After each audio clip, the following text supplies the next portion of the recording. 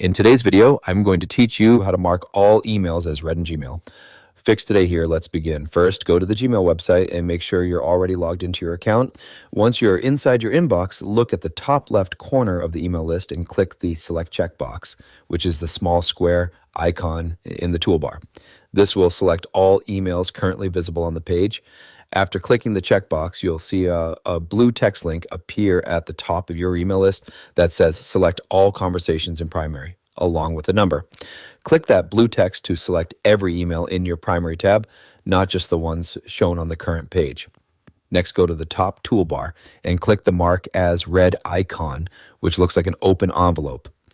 If a confirm bulk action pop-up window appears, click OK to proceed. If no confirmation window appears, Gmail will continue the process automatically. Once the action is completed, you'll see a confirmation message. Look at the bottom left corner of the screen for a notification that says all conversations marked as read. To verify, check your inbox.